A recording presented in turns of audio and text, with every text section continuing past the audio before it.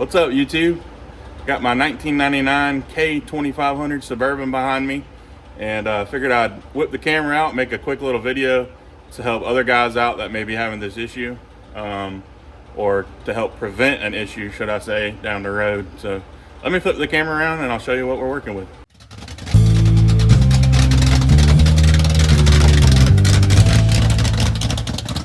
So like I said, 1999 Suburban K2500. It's got the 454 with the 4L80 behind it. And anyways, I'm trying to squeeze some 35s on it. We're gonna see if it's possible. Basically all stock suspension, I'm just cranking the keys. I know it's not the best way to do it, but this is a budget build and just want to kind of get her on the road and looking good. And down the road, maybe solid axle swap it or do a 6-inch suspension lift with the IFS. But anyways, don't roast me in the comments. I know you shouldn't crank the keys, but I've been doing it since I was a teenager. It ain't gonna hurt now. So the suspension is gonna ride a little rougher, but what I'm about to show you will help make it a lot smoother ride and not so bouncy like when you crank keys. So the issue is I got it all torn out right now. I'm doing new control arm bushings, just kind of reworking the whole front end, new brakes, new upper ball joints, and just kind of going through it. I just got this thing and I want to get it right before I put it on the road. I just put a new steering gearbox, pitman arm, all that good stuff. But this is what I found to potentially help solve all my issues. This is a ball joint spacer. And I got this off eBay from a company called Spindle Source. There's a few companies that sell them, but if you have a K2500, your upper control arms are a little different than the K1500s, even though they look really similar. But if you mount this between your ball joint and your control arm, it's gonna space this up and get all your angles right. Because if you crank your keys, your ball or your upper control arm, it basically just rests on this. So you have no downward travel. So every time you hit a bump, it feels like a pogo stick. And then it puts your CV axle at a bad angle as well. And this right here will correct those issues and get your angles a lot better. It is not by any means the best way to do this or the perfect way to do this, but it's really the only way I've found to do this and make things a little better. So these are solid steel. Your stock bolts are like 5/16, and they send you grade 8 5/16 bolts. But what I found is they're a little loose. So I went to the hardware store and got some 3/8 grade 8 bolts. And they fit in there a lot better, a lot less play. So what I'm doing is just taking a 3/8 drill bit and I'm just drilling these out ever so slightly. I mean, they almost go in there as is. I mean, you could probably almost press it in there, but you don't want to do that. But I'm just taking a 3/8 drill bit and just drilling these out a little bit more. And just giving me, this has a lot more higher tensile strength, less chance of snapping one of these and breaking your ball joint off while you're driving down the road.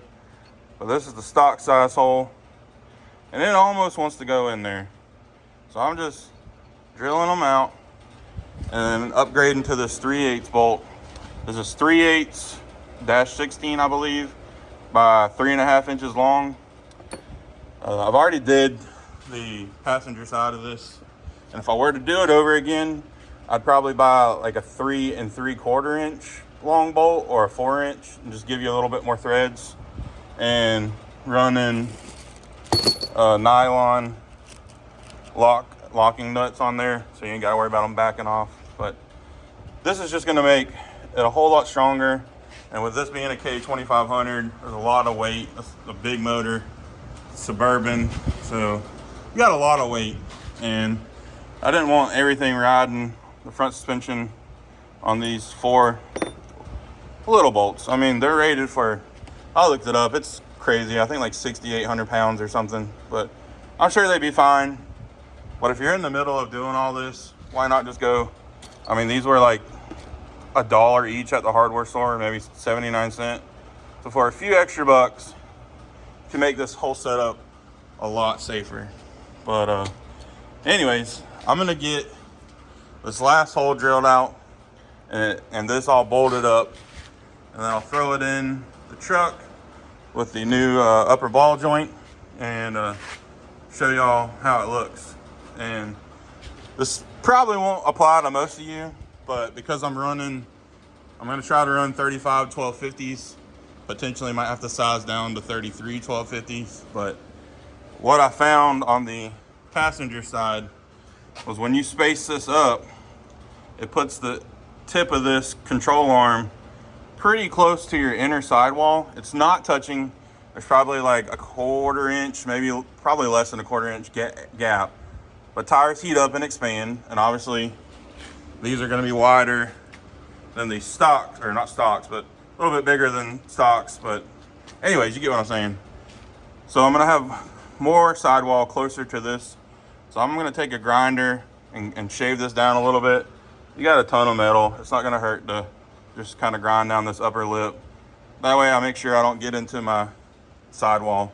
Now, if you're running, say like an 18 inch or bigger wheel, you'd have no problem. This would be inside the wheel. But I'm running 17s, and the 17 is about right here, and then the sidewall of the tire is right here. Obviously, stock upper control arm with no spacer, this is tucked up basically inside the wheel. You never have to worry about hitting this. But just something to look at if you're running bigger tires, which most of you guys are. If you're doing one of these spindle spacers or upper control arm spacers, you're basically doing it to run larger tires. So while you got it out of the truck, I mean, you could do it in while it's bolted in, but while I got it out, I'm just gonna take a grinder and just round this edge back more and just give me a little more space. But anyways, enough talking. Let me get this drilled out, that new ball joint put in, and get it reinstalled.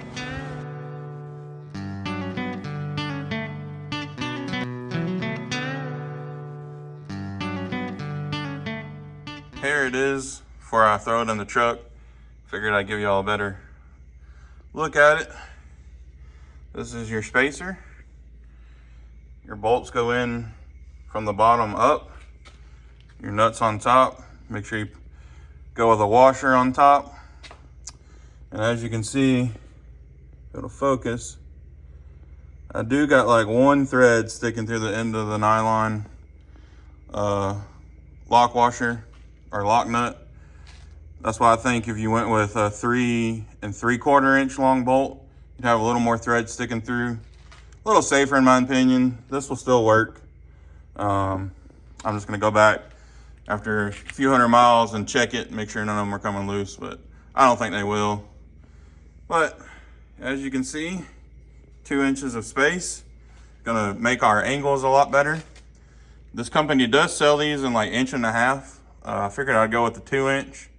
And if that was too much, I could always, mill it down or sand it, grind it, whatever you got to do. But so far on the passenger side, the 2 inch seemed to true up all my angles and make everything look good. So it worked for me, but in your case, you might not be cranking your keys as much as me.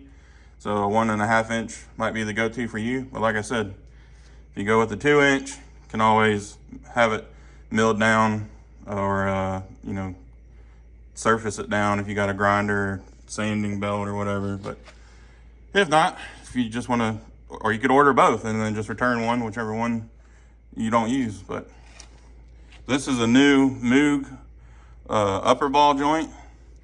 And that is the part number to it. If you want to order one for yourself, Genuine Moog stuff. Got it off Amazon. And this is the part number for the new upper control arm bushings, which I pressed those in myself, just using a ball joint press kit that I also bought off Amazon. But I'll link these are on Amazon. I'll link the part, or link the Amazon link to these. If you buy them, if you use my link and go to Amazon and buy them through my link, I get a little money. It doesn't cost you anything, but I get a few cents, and I just take all that money and throw it back into my projects. And it encourages me and helps me out making these videos. So if you want to buy these, use my Amazon link. Like I said, it don't cost you a dime. Amazon just sends me a little bit of money for recommending a product. I've always used Moog. I'm not sponsored by Moog or anything. Moog just makes good stuff. And I got them, I think, like next day at my house delivered. Never bought from Spindle Source before, but seems like a good quality product. They sent grade 8 bolts with it, so they're not cheaping out on hardware. I just wanted to go a little bit heavy duty hardware. But and one other thing, when I was drilling out these holes in the upper ball joint, that is some super hard metal, extremely hardened. None of my drill bits would touch it. I tried like 4 different drill bits. So you might want to order you, come on, focus. There you go. Order you one of these. This is it's 3/8. The size was perfect. And that went through it like butter, but none of my drill bits would even touch it. I even got out my really expensive set and it just did nothing, just sit there and spin. So if you run into that, now I used a different brand upper ball joint on the passenger side. It was made by Dorman. My drill bits drilled right through that. So that might attest to the quality of the Moog stuff, that it's really hardened and good stuff. So like I said, drill bits ain't gonna drill through it. Get you one of those. You can buy those off Amazon. But it went through like butter and made it real easy. But anyways, enough yapping. Let me get this thing in the truck and show y'all what it looks like. All right, it's all installed, finished product. As you can see, that ball joint angle is a lot better. If you can just imagine, this is way down here. It was just putting it at a heck of an angle. I got the jack underneath it until the truck started raising off the jack stand. So it's pretty close to ride height. It might sit a little lower, but this is gonna give you a really good idea. CV axle and way less bind. It spins a lot better. Before it almost felt a little tight in certain spots, which was letting me definitely know that too sharp of an angle. But just threw a little coat of paint on there, gave it a rattle can rebuild, just to make it look a little better, but protect it also from rust. But not all you guys are gonna be taking these apart right there to put new bushings in. You don't have to take this out in order to put a new ball joint and spacer in there. But in my case, I did. And if you are, I mean, if you're in here, you might as well just go ahead and replace these bushings, especially if they're original. But they can look fine and have no wiggle in them. But I promise you, this huge truck, it's gonna wiggle them. Just because you can't wiggle them and think there's no play in there, I guarantee if they're original, they're worn out. And it really may not look like it, but once you take them out and pull them out of there and press them out, you'll really see how worn those out. So they're cheap. I think those are like 13 bucks for the pair. So just go ahead and do it. But if you do it, the caveat is, this is how you do your alignment on these trucks. So if you take those loose, more than likely, you're gonna have to go have an alignment done. Which honestly, if you're replacing them, you wanna have an alignment done anyways, because it's gonna throw your alignment off. But you could put a little mark on there, and that way when you go to put them back on, you can line it back up pretty much to where they were. But just a little tip. Not something I really thought of until I started doing it, and I said, oh crap, you know, how am I gonna put these back in there exact same way? But I seen another guy did a quick Google search.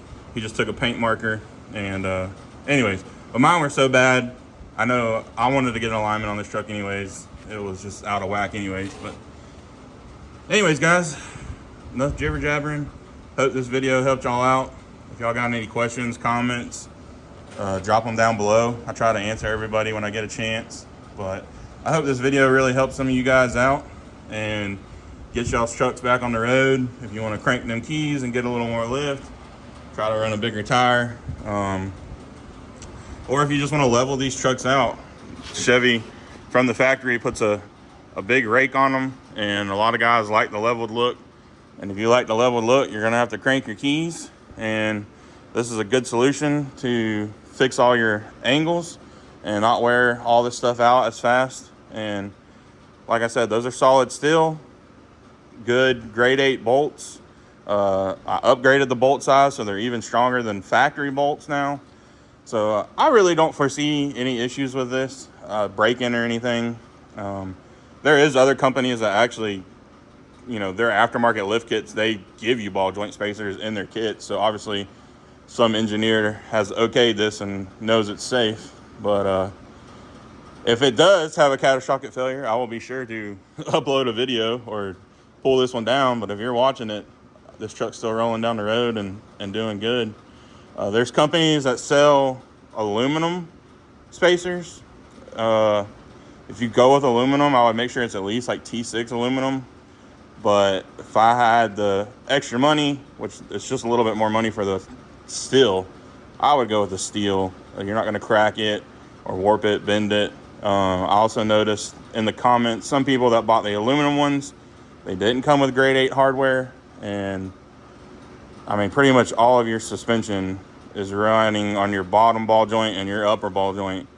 And so if you break one of those, you're on the side of the road, your tire's on the side of the road. So spend the extra money. And if you go with one of the cheaper kits, at least run to the hardware store, get you some grade 8 bolts and be safer. But anyways, guys, if this video helped y'all out, hit that like button and subscribe to the channel. I'm doing a full restoration on this truck and getting it back to how it would have looked back in the 90s, and just giving a little more aggressive look with bigger tires. But I'm gonna do a nice polish, redo the interior, and I already been working on the front end. So if y'all like OBS stuff, there's gonna be more of it on the channel. So please hit that subscribe button, hit that like button, just lets YouTube know people like this video. It's helpful, and it recommends it to other guys that may be doing the same thing. And share it. If you got a buddy with one of these and y'all are wanting to do a lift kit or crank your keys and you don't want to wear out all your suspension and get some better angles, send him. And like I said, the link to all these parts will be in the description below. So if you want to go buy them, that's the easy way to get them.